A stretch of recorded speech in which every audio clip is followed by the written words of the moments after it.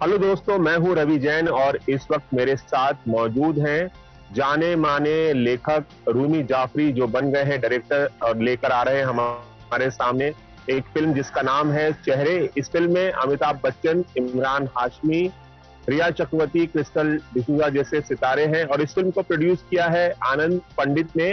वो भी हमारे साथ जुड़े हैं। आप दोनों का बहुत बहुत स्वागत। Thank you Rumi sir, thank you for having अस।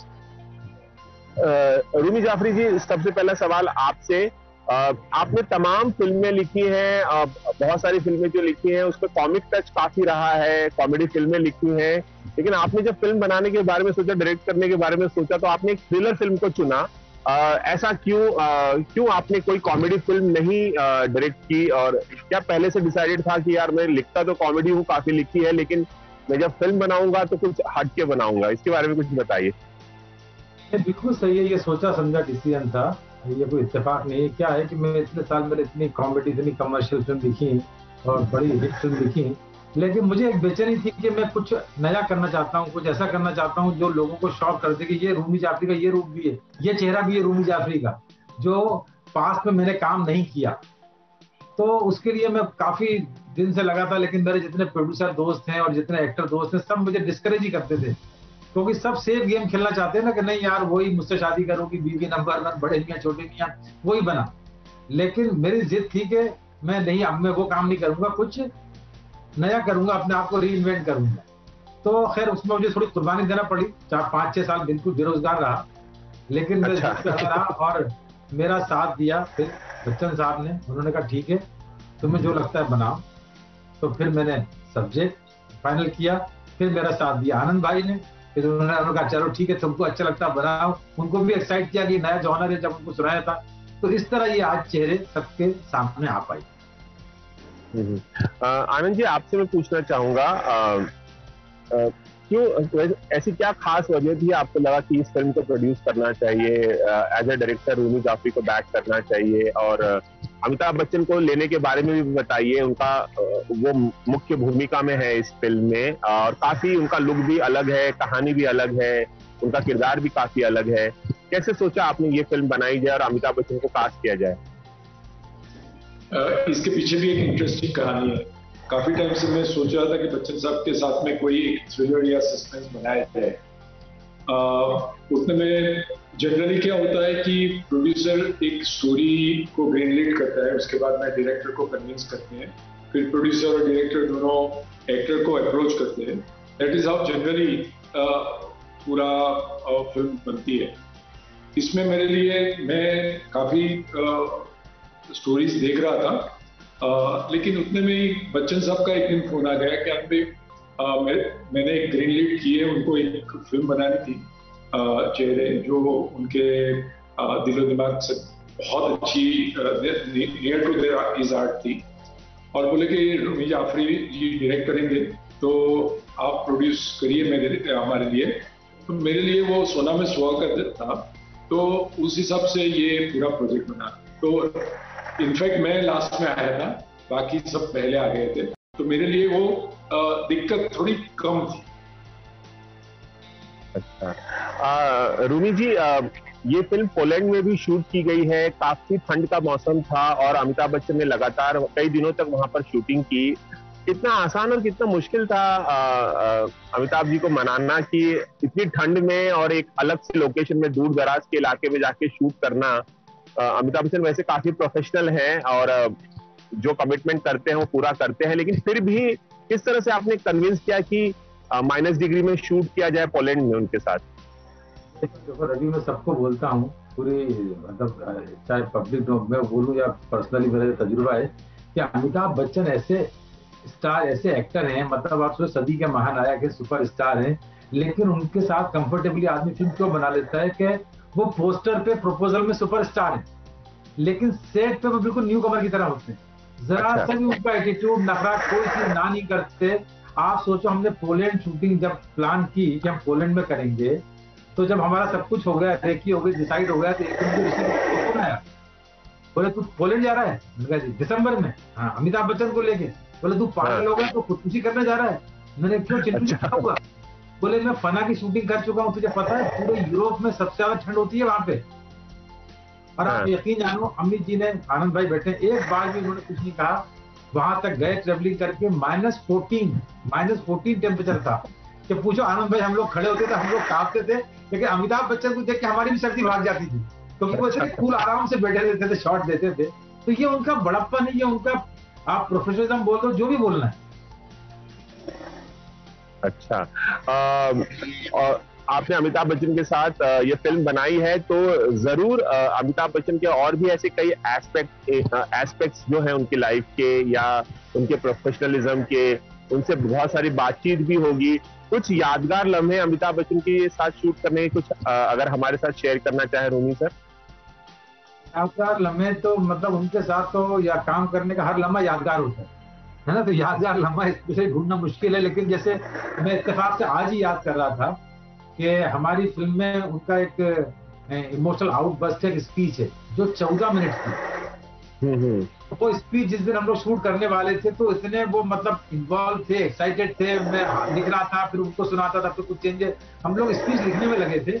मैं हाथ से लिखता हूँ, तो जब मैंने अपने असिस्टेंट को टाइप करने के लिए दे दी, तो उनके अंदर पेशेंस नहीं था कि टाइप होने में कितना टाइम लगेगा। तो वो वेन से निकल के दौड़ते हुए गए और असिस्टेंट के रूम में घुस गए। वो लोग टाइप कर रहे थे, वो कहाँ गए, बोले जल्दी करो, मुझे जल्दी दो, और लेके आए। तो उन्होंने पूरी बाय हार्ट की। और पूछो आप आनंद भाई से, जब उन्होंने शॉट दिया है तो पूरी यूनिट 1.5-2 मिनट तक क्लैपिंग कर रही। अच्छा, हमको पता नहीं था इसकी लेंथ कितनी होगी। फिर बाद में जब हुआ तो मैंने कहा जरा पता करो, असिस्टेंट को मैंने बोला पता करो कि कितना मिनट का है। हमको लगा 6-7 मिनट का है, वो निकला 14 मिनट का शॉट। तो ये तो अपने आप में हिंदी इंडस्ट्री का इतिहास है, और हमारे लिए भी एक यादगार लम्हा है, पूरी यूनिट के लिए, सिर्फ मेरे लिए नहीं। आनंद पंडित जी, आप अमिताभ बच्चन के काफी अच्छे और करीबी दोस्त भी हैं। पिछले साल कोविड के दौरान और इस साल भी दूसरी लहर के बाद, कोविड की दूसरी लहर के बाद भी आप दोनों ने मिलकर कोविड अस्पताल बनाने में काफी मदद की। क्या कुछ कहना चाहेंगे अमित सर के प्रोफेशनलिज्म के बारे में, अपनी दोस्ती के बारे में, उनकी कुछ इंटरेस्टिंग एस्पेक्ट अगर आप हमें बता पाएं, क्योंकि आप बहुत करीबी हैं उनके। देखिए, मैं तो सबसे पहले तो अमित जी का सबसे बड़ा फैन हूँ। वहां से शुरू होती है जर्नी मेरी। तो बाकी की सब चीजें तो समय के साथ में बढ़ी है। बट जैसे आई एम प्राउड टू से कि मैंने दीवार 42 टाइम थिएटर में देखी थी, 42 बार शायद, और 100 दफे देखी होगी। तो I am a hard core fan of Amit ji. तो सबसे पहले तो ये है। बाकी तो जैसे रूमी भाई ने बोला कि वैसे वो एक इंस्टीट्यूशन है, जीती जागती इंस्टीट्यूशन है। Whether it is about acting और वेदर इट इज फिल्म, और व्यवहार की बात, समाज सेवा की बात, कोई भी चीज में, इंफॉर्मेशन की बात, या तो आज इंटरनेट के जमाने में सोशल मीडिया की बात, कोई भी चीज में हमेशा वो आगे रहते हैं। तो उनसे हर पल कुछ न कुछ सीखने को मिलता है।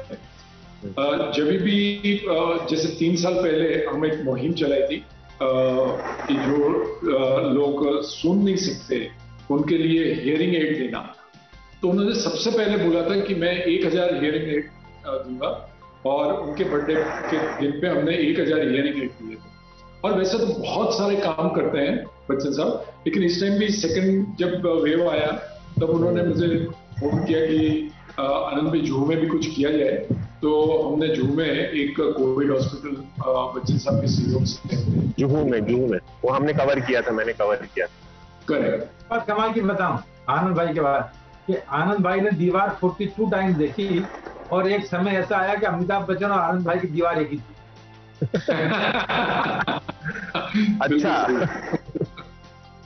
अच्छा, हाँ, आनंद भाई कुछ बोल रहे थे रूमी जाफरी, इस पर कुछ कमेंट करना चाहेंगे आप?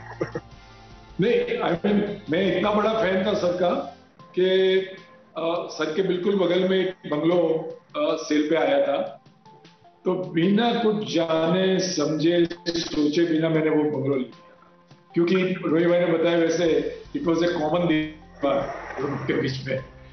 और लास्ट में फिर बच्चन साहब को गार्डन बनाना था, तो फिर हमने वो दीवार हटा दी और बच्चन साहब को दिया था। तो बहुत सारी यादें बच्चन साहब के साथ में जुड़ी हुई।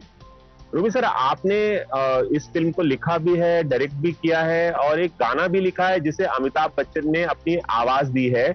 अमिताभ सर ने पिछले 3-4 दशकों में बहुत चुनिंदा गाने गाए हैं और आपने उन्हें कैसे कन्विंस किया एक बार फिर से माइक थामने के लिए, एक बार फिर से प्लेबैक सिंगिंग करने के लिए, भले ही अपने लिए किया हो, उन्होंने एक गाना कैसे गवाने के लिए उन्हें राजी कर लिया आपने, और इस गाने की खासियत बताइए।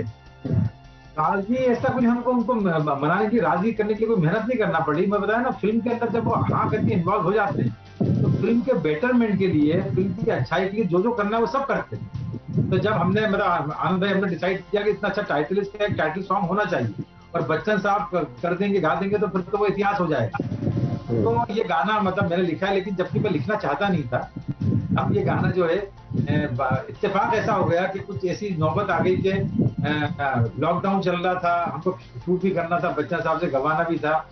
तो मेरी और अमित जी की एक चीज है, हमारी 26 साल से सिर्फ इसीलिए पटती है, जो मुझे इतना प्यार करते हैं, कि हम दोनों का एक लिटरेरी बैकग्राउंड है।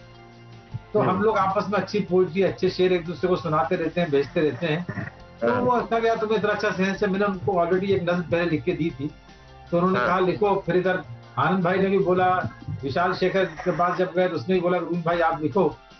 तो मैंने कहा ठीक है। मैंने कहा मैं जिंदगी में पहली बार लिख रहा हूँ, मैंने लिख के दिया और किस्मत मेरी अच्छी थी, पसंद भी आ गया सबको, अम्मी जी को भी पसंद आ गया, रिकॉर्ड भी हो गया और बहुत बड़ा रिकॉर्ड हुआ। बुद्धा प्रेस में कोई 125 म्यूजिशियन के साथ रिकॉर्ड हुआ। फिर उसके बाद अमित जी का पिक्चराइज भी हो गया, फिर इतिहास हो गया। मेरी किस्मत अच्छी है, ये बोलो आप। अब गाना कितना अच्छा है आप बताओ। जी जी जी।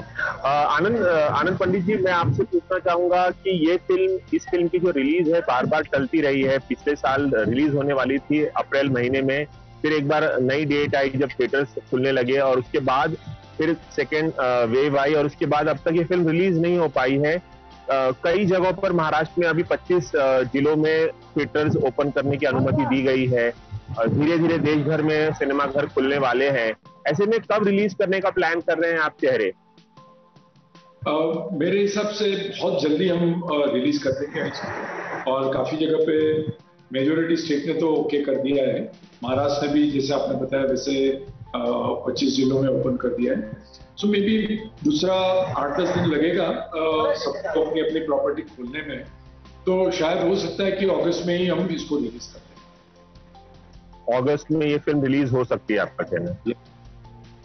एक बहुत महत्वपूर्ण सवाल मैं पूछना चाहूंगा। इस फिल्म में रिया चक्रवर्ती भी हैं और हम सब जानते हैं कि सुशांत सिंह राजपूत की मौत के बाद किस तरह के इल्जाम रिया चक्रवर्ती पर लगे, किस तरह से सोशल मीडिया पर उनके बारे में तमाम बातें कही गई, किस तरह से इल्जाम लगाए गए उन पर। उसके बाद जब इस फिल्म का पोस्टर आया तो इस फिल्म के पोस्टर से रिया चक्रवर्ती नदारद थी और ऐसा भी, ये सवाल मैं दर्शकों की तरफ से पूछ रहा हूँ, ऐसा भी लोगों में एक ये भी भावना है कि रिया चक्रवर्ती का रोल शायद काटा गया है, छोटा किया गया है, उन्हें प्रमोशंस में इन्वॉल्व नहीं किया जा रहा है। इन सब सवालों पर आप क्या कहना चाहेंगे रूमी सर? अरे ऐसा कोई, हमारी फिल्म तो अगर तुम्हें याद हो तो ये लॉकडाउन और सब हादसे होने से पहले कंप्लीट हो चुकी थी। हमारी तो लास्ट ईयर रिलीज होने वाली थी। हमारा तो लॉकडाउन से पहले एडिट भी लॉक हो गया था। ना एक फ्रेम उसमें कम किया गया, ना एक फ्रेम बढ़ाया गया। जो हमारी फिल्म थी, तो हमने बनाई थी फिल्म बिल्कुल वैसी ही, हमने उसमें कोई वो नहीं किया। और जहाँ रहा सवाल पोस्टर का, तो रवि अगर डालते तो कंट्रोवर्सी होती, नहीं डाला तो हमने कोई प्लानिंग नहीं की थी। हमेशा पब्लिसिटी हम लोग प्लान करते हैं कि पहले ये पोस्टर जाएगा, फिर नेक्स्ट पोस्टर में ये रिवील होगा, तीसरे में। अभी जैसे पोस्टर में तो सिद्धांत कपूर भी नहीं था, उसके बारे में किसी ने नहीं पूछा कि क्यों नहीं था वो। तो ऐसा कुछ नहीं, वो ऐसा कोई हम लोग प्लानिंग वाला नहीं कि आनंद भाई से पूछो, आनंद भाई पता होता ना ऐसा। तो आपका ये भी कहना है कि इस फिल्म से रिया चक्रवर्ती का रोल छोटा नहीं किया गया है, काटा नहीं किया है, जो पहले से था उतना ही रोल है उनका? बिल्कुल सही, उतना ही है। आनंद पंडित जी, आप क्या कुछ कहना चाहेंगे इस कंट्रोवर्सी के बारे में और रिया चक्रवर्ती को लेकर जिस तरह की बातें हुई और फिर आपकी फिल्म से जोड़ा गया और बहुत सारे अटकलें लगाई जाने लगी कि रिया इस फिल्म में शायद नहीं दिखेंगी, रोल छोटा किया गया है, उन्हें प्रमोशन में नहीं शामिल किया जा रहा है। आप क्या कुछ कैसे रिएक्ट करना चाहेंगे आनंद? मैं इसमें 2-3 चीज बताना चाहूंगा कि जैसे रूमी भाई ने बताया वैसे हमने रिया को बतौर एक्ट्रेस साइन किया था।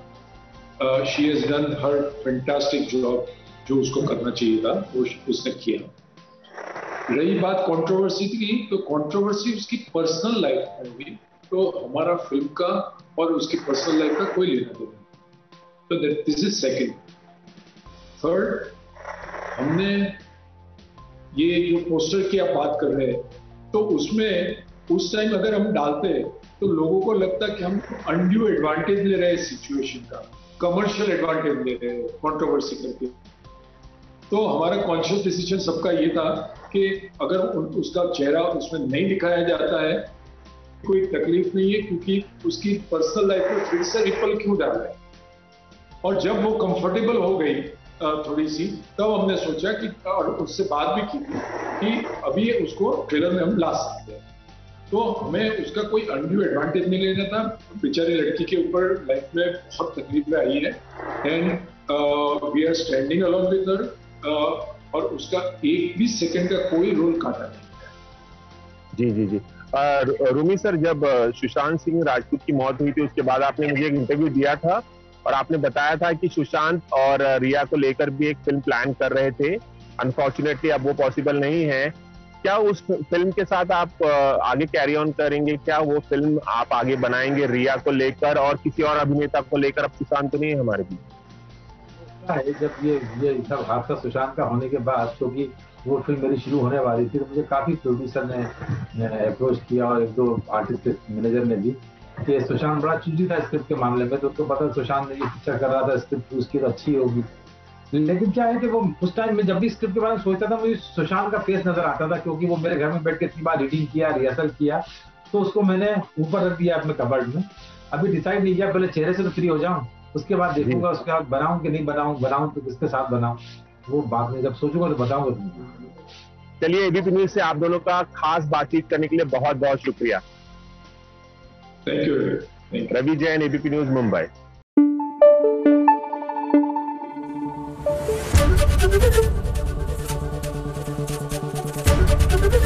एबीपी न्यूज आपको रखे आगे।